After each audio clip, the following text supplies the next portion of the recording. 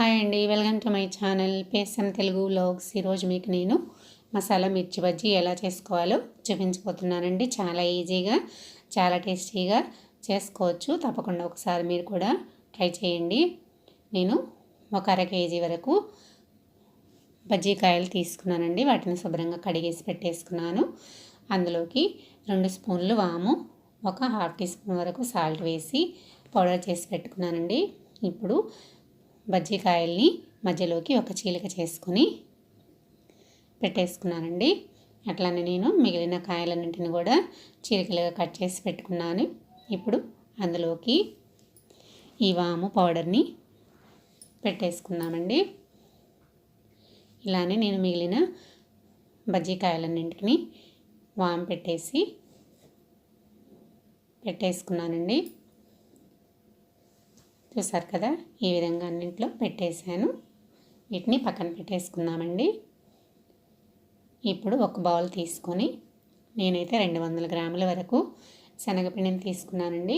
మీరు కావాలంటే ఇందులో కొంచెం వరిపిండిని కూడా యాడ్ చేసుకోవచ్చు. అందులోకి నేను వాము పౌడర్ని హాఫ్ టీ స్పూను, సాల్టు తగినంత, కొంచెం చిటికెడు సోడా ఉప్పు వేసుకున్నానండి. వేసుకున్న తర్వాత ఇవి బాగా పిండిలో కలిసిపోయేలాగా బాగా ఒకసారి కలుపుకున్న తర్వాత అందులో కొంచెం కొంచెంగా వాటర్ వేసుకుంటూ పిండిని మనకి కావాల్సిన కన్సిస్టెన్సీలో కలుపుకోవాలండి. ఇంకొంచెం వాటర్ని యాడ్ చేసుకుంటున్నాను. యాడ్ చేసుకొని కొంచెం సాఫ్ట్గా ఉండలు లేకుండా వచ్చేంత వరకు బాగా కలుపుకోవాలండి. చూసారు కదా, ఈ కన్సిస్టెన్సీ అయితే సరిపోతుంది.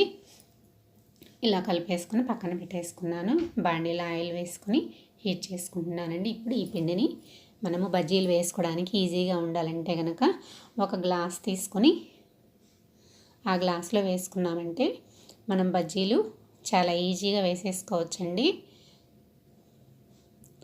కొంచెం పైన వెల్తి ఉంచేసి పోసుకోవాలండి. నిండా పోసేసుకున్నామంటే మనం మిరపకాయ ముంచుకున్నప్పుడు బయటికి పోతుంది. చూసారు కదా, ఇలా మిర్చి బజ్జీని వేసేసుకోవచ్చు. నూనె హీట్ అయిందో లేదో చెక్ చేసుకొని బజ్జీలు ఒక్కొక్కటి వేసేసుకుందామండి. ఇలా గ్లాసులో వేసుకోవడం వల్ల మీకు పిండి కింద పోకుండా చాలా బాగా నీట్గా వేసేసుకోవచ్చండి. చూసారు కదా, నేనైతే 4 బజ్జీలు వేసేసుకున్నాను. వీటిని అటు ఇటు కలుపుకుంటూ కొంచెం గోల్డ్ కలర్ వచ్చేంత వరకు ఫ్రై చేసుకోవాలండి. చూసారు కదా, కలర్ అయితే వచ్చేసింది. బజ్జీలు కూడా చాలా పొంగుతూ బాగా వచ్చాయి కదండి. వీటిని తీసి ఒక ప్లేట్లోకి వేసేసుకుంటున్నాను. అలానే మిగిలిన బజ్జీకాయలన్నింటినీ ఇదే విధంగా నేను బజ్జీలు అయితే వేసేసుకున్నానండి.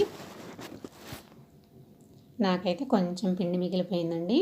మిగిలిపోయిన పిండిని వేస్ట్గా పడేయకుండా అందులోకి ఒక బంగాళదుంపని ఇట్లా ముక్కలుగా కట్ చేసుకొని అవి కూడా బంగాళదుంప బజ్జీలు వేసేసుకున్నానండి. చూసారు కదా, ఇవి కూడా చాలా బాగా వచ్చినాయండి. బంగాళదుంప బజ్జీలు కూడా వేసుకొని ప్లేట్లో పక్కన పెట్టేసుకున్నాను. ఇప్పుడు మిర్చి బజ్జీలు చూసారు కదండి, చాలా బాగా వచ్చినాయి. వీటిలోకి మసాలా అనేది ప్రిపేర్ చేసుకున్నాము. మసాలా కోసం 2 పెద్ద ఉల్లిగడ్డలు, ఒక టమాటాని తీసుకొని సన్నగా ముక్కలుగా కట్ చేసుకొని ఒక బౌల్లోకి వేసేసుకున్నానండి. ఇప్పుడు ఇందులోకి తగినంత ఉప్పు, గరం మసాలా 1 స్పూను, చాట్ మసాలా కూడా వేసుకోవచ్చండి, ఒక హాఫ్ టీ స్పూన్ వరకు కారము, 2 స్పూన్లు పెరుగు,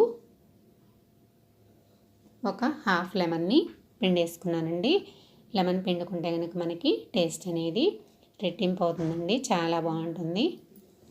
ఇప్పుడు ఈ మసాలా అంతటిని చేత్తో బాగా ఉల్లిపాయలు, టమాటా అవన్నీ నలిగిపోయే వరకు బాగా కలిపేసుకొని పక్కన పెట్టేసుకోవాలండి. ఇప్పుడు బజ్జీలు తీసుకొని చాకుతోటి మధ్యలో ఒక చీలిక చేసేసుకోవాలి. చీలిక చేసుకున్నాం కదా, ఇప్పుడు మనం కలిపి పెట్టుకున్న మసాలా మిశ్రమం ఏదైతే ఉందో దాన్ని బజ్జీలు మధ్యలో పెట్టేసుకోవాలండి. నేను చూపిస్తున్న విధంగా మీరు కూడా బజ్జీలోకి ఇలా పెట్టేసుకున్నారంటే మనకి మసాలా బజ్జీ అనేది రెడీ అయిపోతుందండి. చూసారు కదా, ఇలా పెట్టేసుకున్నానండి. ఈ విధంగానే మిగిలిన బజ్జీలకు కూడా పెట్టేసుకున్నానండి. నాకైతే చాలా బాగా వచ్చినాయండి. మీరు కూడా తప్పకుండా ఒకసారి ట్రై చేయండి. నా వీడియో నచ్చినట్లయితే లైక్ చేయండి, సబ్స్క్రైబ్ చేయండి, షేర్ చేయండి. Thanks for watching.